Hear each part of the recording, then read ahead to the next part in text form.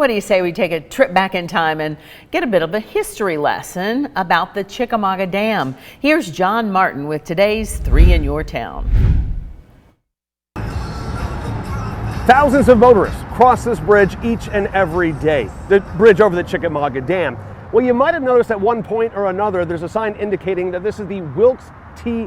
Thrasher Bridge. Well, who was Wilkes T. Thrasher? Spending a little bit of time reading about him at the downtown Chattanooga Library, you find out Wilkes T. Thrasher is the kind of guy you would be fortunate enough to name something after. Wilkes T. Thrasher was born in Chattanooga in June of 1893. Hardworking throughout his life, he began delivering papers at age 10. He earned a law degree in Knoxville before returning to Hamilton County to begin his professional career. But before that career could really gain traction, Wilkes was sent to Europe to fight in the Great War. He was elected to the Hamilton County Court in 1924 and continued to serve as a justice of the peace until 1941. He was a county registrar from 1936 to 1947 before being elected county judge in 1948. Thrasher was described as a vigorous man despite his advancing age. A review of his accomplishments as a county leader would prove just that.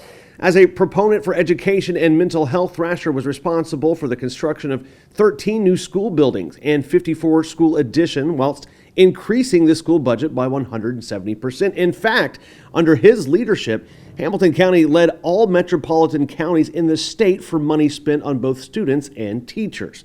He was responsible for the installation of the permanent registration system and modern voting machines. Thrasher was also responsible for the erection of the Moccasin Bend Hospital, citing mental health awareness as a prime county need. All this while lowering interest rates and saving taxpayers money. But nothing would demonstrate his perseverance and hard work more than his pursuit to create a bridge across the Chickamauga Dam. For months, Thrasher would travel back and forth to Washington, D.C. in attempts to secure funding for that bridge. The uphill climb proving that there was economic justifications to spending money in Chattanooga, Tennessee. Washington was unaware of DuPont's plan to invest $20 million in the immediate area, nor had they considered the TNT plant before Thrasher made his voice heard. Finally, in 1950, Thrasher informed the federal government that he would abandon a 4-lane bridge for a 2-lane bridge if they would just agree to it. Washington obliged. Construction of the $2.4 million highway bridge began despite steel and labor shortages. Spanning 3,700 feet, it was the second longest bridge across the TVA Dam.